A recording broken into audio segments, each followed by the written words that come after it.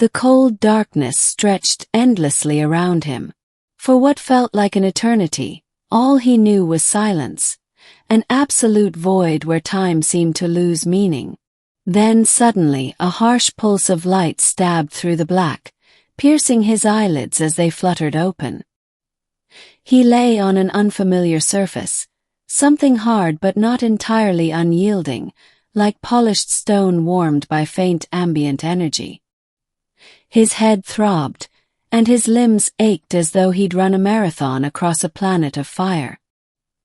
He didn't recognize where he was, or even who he was at first. Slowly, hazy memories began to crawl into focus. The mission, the emergency evacuation, the violent explosion, and then nothing. Blank. His name was Captain Elias Merrick, a veteran pilot in the Terran Coalition's deep space exploration fleet. His last memory was the crash.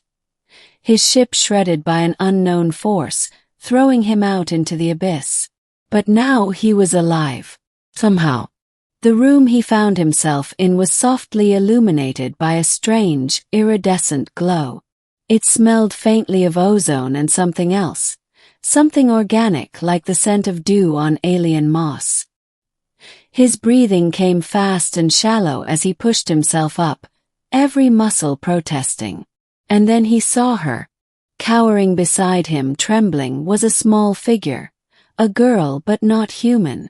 She was slight, barely 4 feet tall, with skin the color of moonlight silver, large violet eyes that shimmered like stars, and delicate translucent wings folded tightly against her back. Her hair floated gently as if suspended in water, strands glowing faintly blue. Her gaze was filled with fear, but when her eyes met his, a flicker of hope appeared. Part 2. A fragile bond. Elias's voice was hoarse. "Hey, are you okay?" he croaked, unsure if she understood him. The girl flinched but nodded slowly. Her voice, when she spoke, was a soft whisper, musical and strange. "You're awake. I thought you might not. Where am I? What's your name?" She hesitated, then said, "I'm Lira. This place, it's my home. The sanctuary of Aelara." He frowned. "Aelara? I've never heard of it. Am I on your planet?" Lira nodded again, eyes darting nervously. "You crashed here. You were almost lost." Elias's mind raced. His ship must have been pulled into some kind of wormhole or teleportation field. But why was he here? And why was this girl so afraid? She edged closer, tentatively reaching out a trembling hand.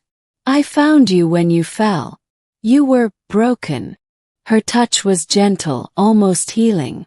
Elias felt a warmth spreading from where her fingers brushed his wrist, like the pain was fading. "How did you find me?" he asked. "Your ship's wreckage made noise. The forest heard." She looked down, embarrassed. I was supposed to stay hidden." Her voice cracked slightly, and Elias saw she was not just scared of him, but of something bigger, something dangerous lurking beyond the safety of this sanctuary. Part 3. Shadows in the Sanctuary. The sanctuary of Aelara was unlike anything Elias had ever seen. Vast crystal trees shimmered under a sky that shifted colors like a living aurora. Strange bioluminescent creatures floated like fireflies, lighting a path through the dense forest. Lira led him carefully, never leaving his side.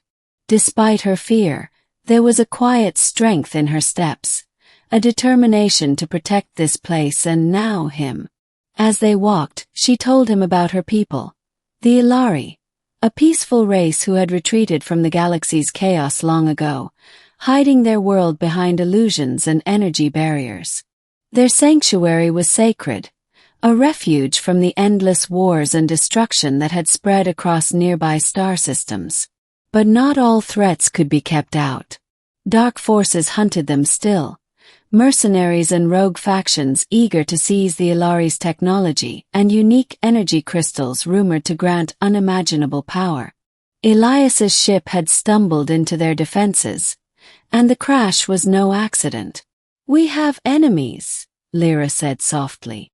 "They will come for you now because you have been touched by their power." Elias's heart sank. He was a soldier trained for combat, but this felt different. Here in this ethereal world, among beings who had only known peace, violence was an intrusion. Part 4. The Unexpected Reward. That night, as Elias rested beneath the glowing canopy, Lira sat close, her presence soothing and warm. She shared stories of Aelara's history, how her people lived in harmony with the natural energy that flowed through the planet's core, how they communicated with the forest, and how they hoped one day to return to the stars, not as fugitives but as explorers. Elias listened, fascinated. He saw in her a hope and innocence that felt rare in the universe he knew. In return, he told her about Earth, about humanity's struggles and dreams, and the endless quest to find meaning in the vast expanse of space. Slowly, their fears began to dissolve. Lyra's initial terror around him softened into trust. For the first time since the crash, Elias felt something like peace, an unexpected reward born from the unlikeliest companionship. Part 5.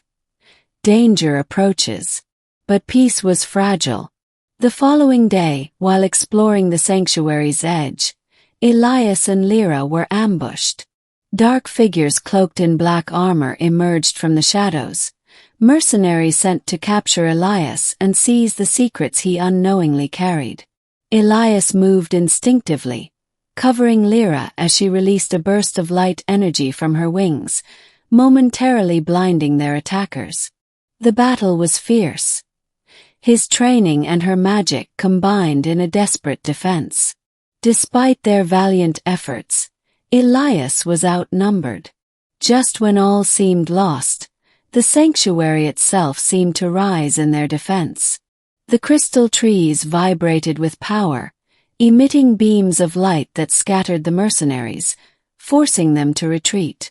Breathless and wounded, Elias looked at Lira with newfound respect. "You saved me," he said, voice heavy. "No," she replied, eyes shining. "We saved each other." Part 6. A New Beginning. The battle changed everything. Elias realized that his survival wasn't just luck. It was destiny intertwined with this frightened but brave alien girl at his side.